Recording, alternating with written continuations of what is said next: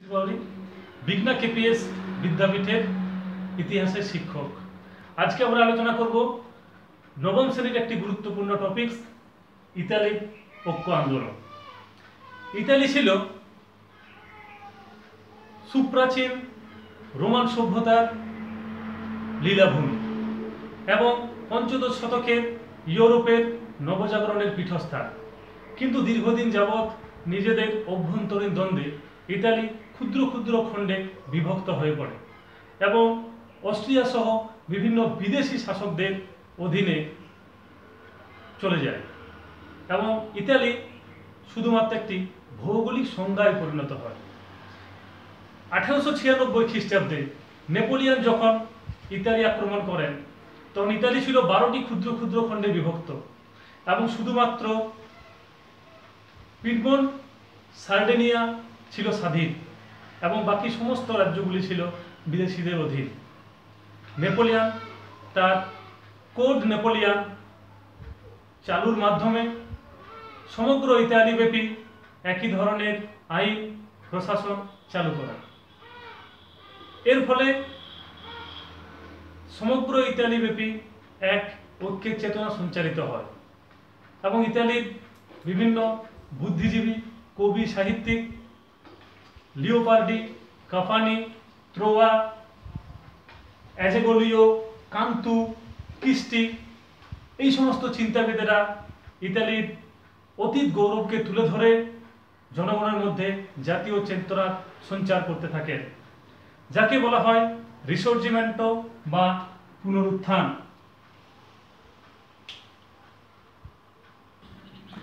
ইতালির এই ঐক্যের চেতনায় বাধা সৃষ্টি করে 1815 খ্রিস্টাব্দে ভিয়েনা সম্মেলন।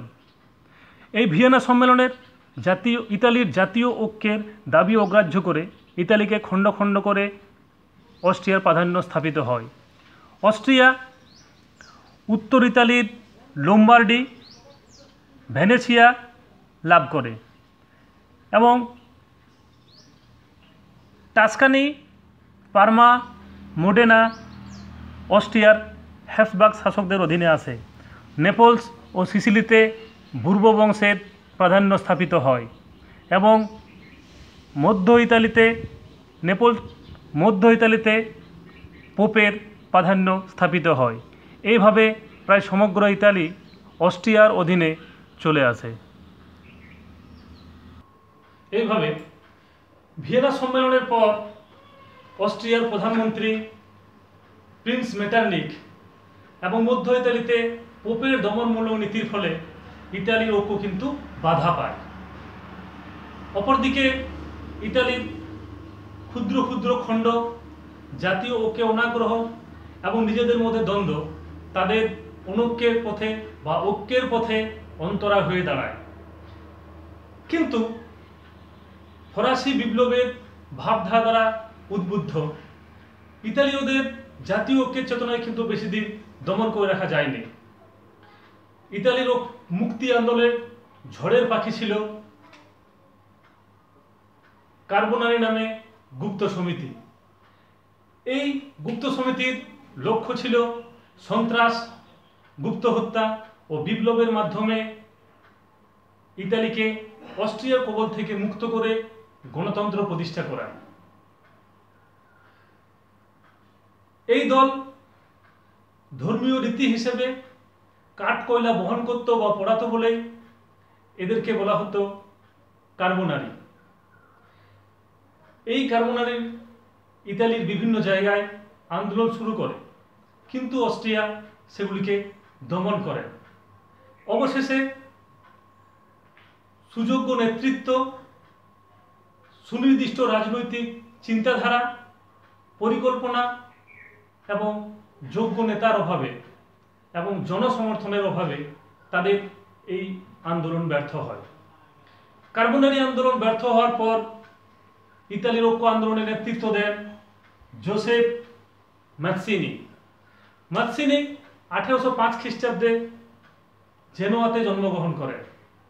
প্রথম জীবনে তিনি কার্বোনারি আন্দোলনের সঙ্গে যুক্ত থাকার জন্য তাকে কারারুদ্ধ ও নির্বাসন দেওয়া হয়।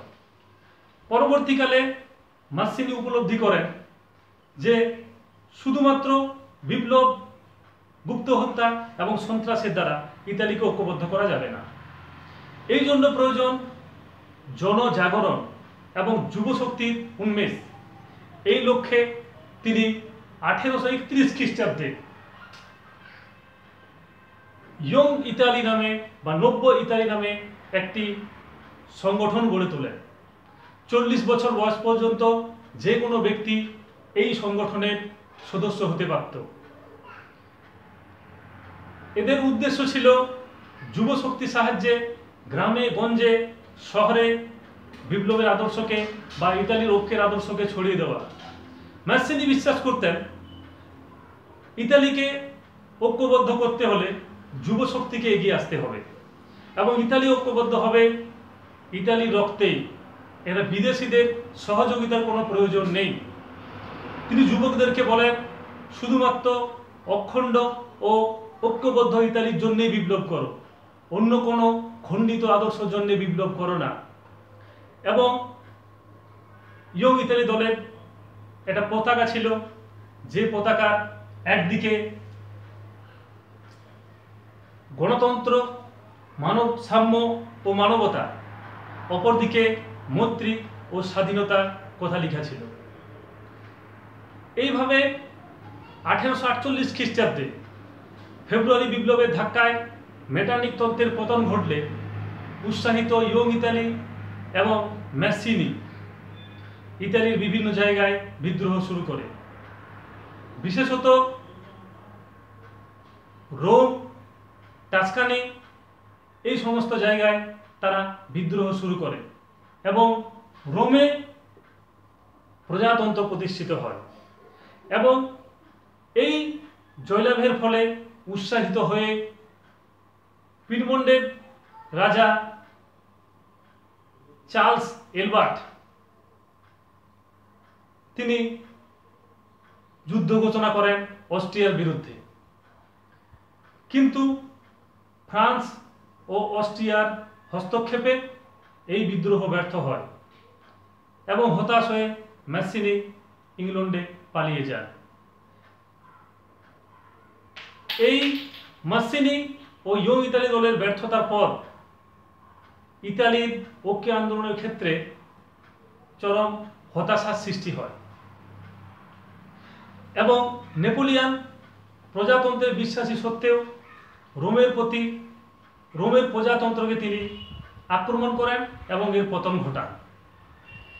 এই পরিস্থিতিতে ইতালির ঐক্য আন্দোলনে নেতৃত্ব দিতে এগিয়ে আসেন বাস্তব বুদ্ধি সম্পন্ন বিখ্যাত কূটনীতিবিদ কাউন্ট কাভুর।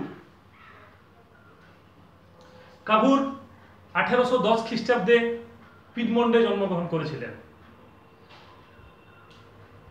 তিনি ছিলেন একজন সামরিক ইঞ্জিনিয়ার। পরবর্তীকালে তিনি চাকরি ছেড়ে পৈতৃক জমিদারি দেখাশোনা করেন এবং পরবর্তীকালে 1842 খ্রিস্টাব্দে তিনি অ্যাসোসিয়েশন আগ্রারিয়া নামে একটা সমিতি গঠন করেন, অ্যাসোসিয়েশন আগ্রারিয়া। এরপর 1847 খ্রিস্টাব্দে তিনি ইল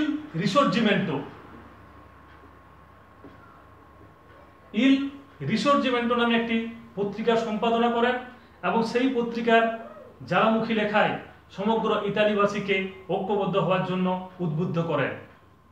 1848 খ্রিস্টাব্দে তিনি প্রথম পিডমন্ট সার্ডিনিয়ার পার্লামেন্টের সদস্য হন। 1850 সালে তিনি প্রথম মন্ত্রিসভায় যোগ দেন এবং 1852 খ্রিস্টাব্দে ভিক্টর ইমানুয়েল কর্তৃক তিনি ইতালির প্রধানমন্ত্রী পদে নিযুক্ত হন। ক্যাভুর বিশ্বাস করতেন যে ইতালিকে ঐক্যবদ্ধ করতে হলে পিডমন্ট সার্ডিনিয়ার রাজার নেতৃত্বে ঐক্যবদ্ধ করতে হবে। তাই তিনি পিডমন্ট সার্ডিনিয়ার অর্থনৈতিক সংস্কার এবং সামরিক সংস্কারের মাধ্যমে ইতালিকে বা পিডমন্ট সার্ডিনিয়াকে ইতালি ঐক্যের যোগ্য করে তোলেন। তিনি বিশ্বাস করতেন ইতালিকে ঐক্যবদ্ধ করতে হলে বিদেশি শক্তির প্রয়োজন। তাই তিনি ইতালির সমস্যাকে বিশ্বের দরবারে তুলে ধরার জন্য চেষ্টা করতে শুরু করেন এবং ইংল্যান্ড ও ফ্রান্সে বিভিন্ন পত্রিকায় তিনি প্রবন্ধ প্রকাশ করতে থাকেন ইতালির বাস্তব সমস্যাকে নিয়ে। তার এই সুযোগ অচিরেই চলে আসে। 1854 খ্রিস্টাব্দে ক্রিমিয়া যুদ্ধ শুরু হওয়ার পর ক্যাভুর ক্রিমিয়া যুদ্ধে রাশিয়ার বিরুদ্ধে ইংল্যান্ড ও ফ্রান্সের পক্ষে যোগদান করেন এবং যুদ্ধের পর 1856 খ্রিস্টাব্দে প্যারিস শান্তি সম্মেলনে তিনি যোগদান করেন এবং সেইখানে তিনি ইতালির সমস্যাকে তুলে ধরেন এবং ইংল্যান্ড ও ফ্রান্সের সহানুভূতি লাভে সক্ষম হন। এর ফলে ইতালির যে সমস্যা সেই সমস্যা বিশ্ব সমস্যায় রূপান্তরিত হয়। এটা ছিল ক্যাভুরের কূটনীতির চরম পরিচায়ক। এরপর 1858 খ্রিস্টাব্দে ইতালির প্রতি সহানুভূতিশীল ফ্রান্সের সম্রাট তৃতীয় নেপোলিয়ন প্লম্বিয়ার্সের চুক্তি স্বাক্ষর করেন। এই প্লম্বিয়ার্সের চুক্তিতে স্থির হয় যে ইতালির ঐক্য আন্দোলনে পিডমন্ট সার্ডেনিয়াকে ফ্রান্স সহযোগিতা করবে অস্ট্রিয়ার বিরুদ্ধে এবং যুদ্ধে জয়লাভের পর লোম্বার্ডি ভেনেসিয়া পিডমন্ট সার্ডেনিয়ার সঙ্গে যুক্ত করে উত্তর ইতালি গঠন করা হবে এবং ইতালিকে সহযোগিতা করার বিনিময়ে ফ্রান্স লাভ করবে সেভয় ও নিস। কিন্তু এর মাঝে একটা শর্ত ছিল যে ইতালিকে সাহায্য করার তখনই যাবে যখন অস্ট্রিয়া ইতালিকে আক্রমণ করবে। ক্যাভুর এই চুক্তি করার পর তিনি লোম্বার্ডিতে জনগণকে বিভিন্নভাবে আন্দোলন করার জন্য উৎসাহিত করতে থাকেন এবং ইচ্ছা করেই তিনি এখানে বিশৃঙ্খলা সৃষ্টির চেষ্টা করেন। এর ফলে অস্ট্রিয়া পিডমন্ট সার্ডেনিয়াকে এক চরমপত্র পাঠায়, কিন্তু কাবুর সেই চরমপত্র প্রত্যাখ্যান করলে অস্ট্রিয়া পিডমন্ট সার্ডেনিয়ার বিরুদ্ধে যুদ্ধ ঘোষণা করে। কিন্তু এই যুদ্ধে পূর্ব চুক্তি মতো ফ্রান্স পিডমন্ট সার্ডেনিয়ার পক্ষে যোগদান করে এবং ম্যাজেন্টা ও সলফেরিনোর যুদ্ধে 1859 খ্রিস্টাব্দে ম্যাজেন্টা ও সলফেরিনোর যুদ্ধে অস্ট্রিয়াকে লোম্বার্ডি ও মিলান থেকে বিতাড়িত করতে সক্ষম হয়। কিন্তু অস্থিরমতি তৃতীয় নেপোলিয়ন তিনি হঠাৎ ইতালির সাফল্যের সময় তিনি অস্ট্রিয়ার সঙ্গে ভিল্লাফ্রাঙ্কা চুক্তি স্বাক্ষর করেন 1859 খ্রিস্টাব্দে। এই চুক্তি অনুযায়ী তিনি এই যুদ্ধ থেকে সরে আসেন এবং কাবুর হতাশ হন। এরপর পিডমন্ট রাজ বাধ্য হয়ে জুরিখের সন্ধি অনুযায়ী লোম্বার্ডি ও মিলান উত্তর ইতালির সঙ্গে যুক্ত করেন। বিনিময়ে ফ্রান্স সেভয় ও নিসের প্রতি তার দাবি ত্যাগ করে, কিন্তু ক্যাভুর ফ্রান্সের বিশ্বাসঘাতকতার কারণে এই সন্ধিকে মেনে নিতে চাননি। ইতালি লোম্বার্ডি ও মিলান লাভ করায় উত্তর ইতালির ঐক্য সম্পূর্ণ হয়। এদিকে 1860 খ্রিস্টাব্দে ইতালির পারমা, মোডেনা, টাস্কানি এবং রোমানা রাজ্য পিডমন্ট ও সার্ডেনিয়ার সঙ্গে সংযুক্তির ইচ্ছা প্রকাশ করে। তৃতীয় নেপোলিয়ন ও অস্ট্রিয়া আপত্তি জানায়। কাভুর তৃতীয় নেপোলিয়নের সঙ্গে 1860 খ্রিস্টাব্দে তুরিনের সন্ধি স্বাক্ষর করেন। এতে স্থির হয় তৃতীয় নেপোলিয়ান মধ্য ইতালির ওই রাজ্যগুলির সংযুতিতে আপত্তি করবে না। বিনিময়ে তিনি সেভয় ও নিস লাভ করবেন। এর ফলে ইতালির মধ্য রাজ্যগুলি এক গণভোটের দ্বারা ইতালির সঙ্গে সংযুক্ত হয়। এরপর বাকি ছিল শুধুমাত্র নেপলস, সিসিলি, পোপের রাজ্য এবং রোম এবং ভেনেসিয়া। ইতালির ঐক্যের আদর্শের প্রতি অনুপ্রাণিত হয়ে এরপর দক্ষিণ ইতালির নেপলস ও সিসিলিতে পূর্ব শাসকদের বিরুদ্ধে গণবিদ্রোহ শুরু হয় এবং এইখানকার বিদ্রোহীরা দেশপ্রেমিক গ্যারিবল্ডিকে সহযোগিতা করার জন্য আহ্বান করেন। গ্যারিবল্ডি তিনি ম্যাসিনিকে রোমে প্রজাতন্ত্র প্রতিষ্ঠায় সহযোগিতা করেছিলেন এবং তিনি ছিলেন ম্যাসিনির মন্ত্র শিষ্য। বিপ্লবের প্রতীক গ্যারিবল্ডি তার লাল কর্তা বাহিনী নিয়ে নেপলস ও সিসিলিতে প্রবেশ করেন এবং কাউন্ট কাভুর তিনি সরাসরি এই যুদ্ধে যোগদান না করে গ্যারিবল্ডিকে বিভিন্নভাবে সহযোগিতা করতে শুরু করেন এবং গ্যারিবল্ডি জয়লাভের পর তিনি নেপলস ও সিসিলিতে প্রজাতন্ত্র প্রতিষ্ঠা করতে উদ্যত হন।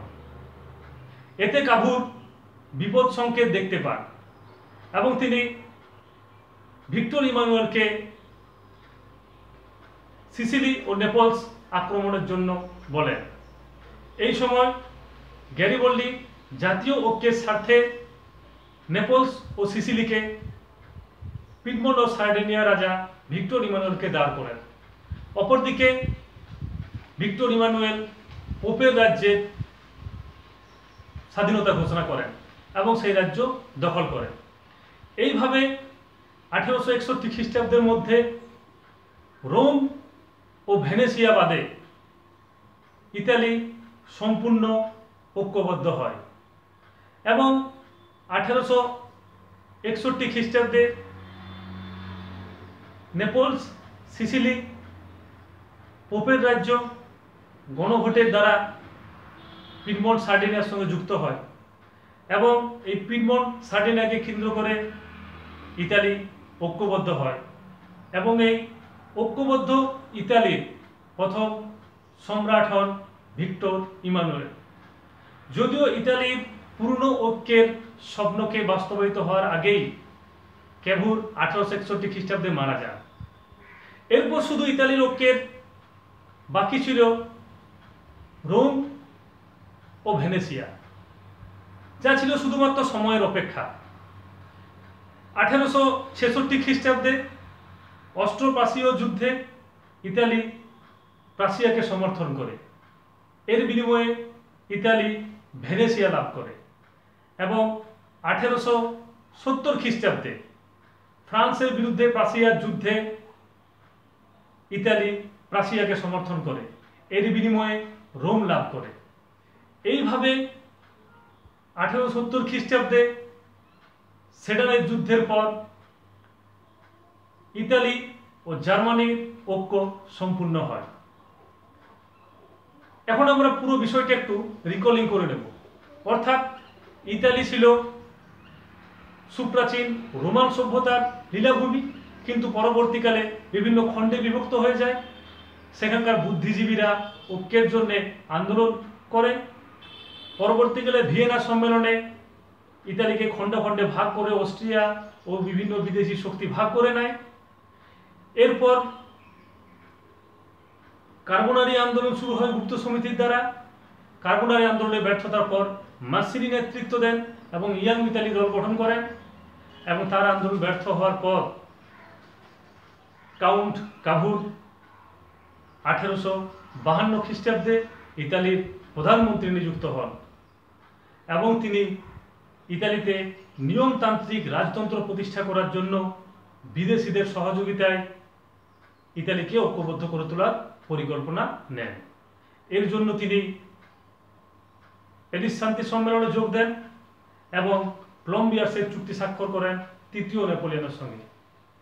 পরবর্তীকালে নেপলস ও সিসিলিতে গ্যারিবল্ডির লাল কর্তা বাহিনী ইতালির সঙ্গে যুক্ত করেন এবং রোম ও ভেনিস প্রাসিয়াকে সমর্থন লাভের মাধ্যমে ইতালির সঙ্গে যুক্ত হয়। এইভাবে সমগ্র ইতালিকে ঐক্যবদ্ধ করে ইউরোপের ইতিহাসে একটি শক্তিশালী রাষ্ট্র হিসেবে আত্মপ্রকাশ করে।